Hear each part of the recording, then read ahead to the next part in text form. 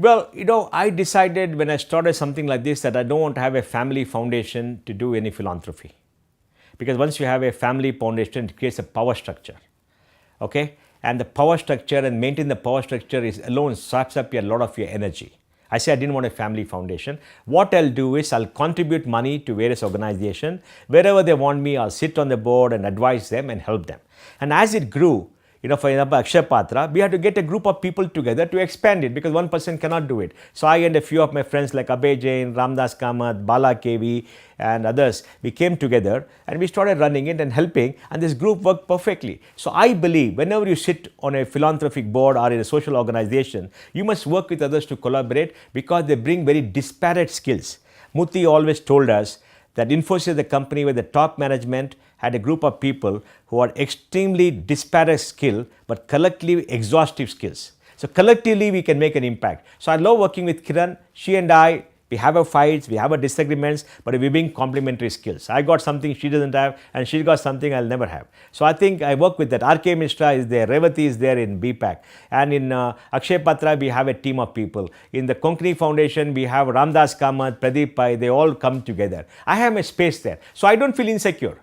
And I feel once organizations come out such a level, if somebody is coming up and you must test them, you must encourage them and run. For example, Sridhar is the CEO of Akshaya Patra. He does most of the job. I may be doing only 0.5%, right? But I get much of the credit. I get the credit, but he does the job, okay? Because people see me in public. So you must have sustainable leadership to do that. And when the leadership comes, you hand over to them and do something else. So I believe we must invest in leaders. We must have multiple points. Ashwin Mahesh of Bangalore told me a beautiful thing. He said, India has thousands of problems, but we need hundreds of thousands of problem solvers.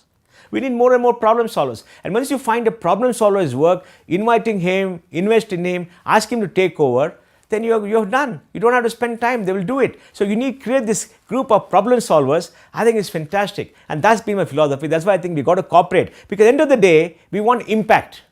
It's not that we want control. We want to run it. I think it won't succeed. We want impact. And impact comes when multiple people do multiple things and they feel that they have done that. I think it's important to back new leaders for various reasons. First is a very selfish reason. You don't want to be stuck into something for a long period of time because there's excitement, there is something new that you do, then it becomes routine, right?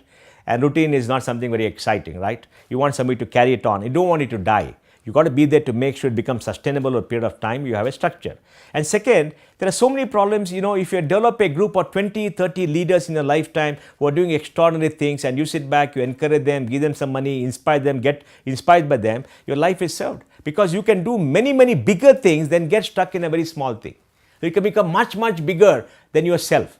Because by yourself, you're limited. Why limit yourself? Life is so exciting. Life is so big. And there's so much in life for you to do. But for that, you need to have confidence in yourself.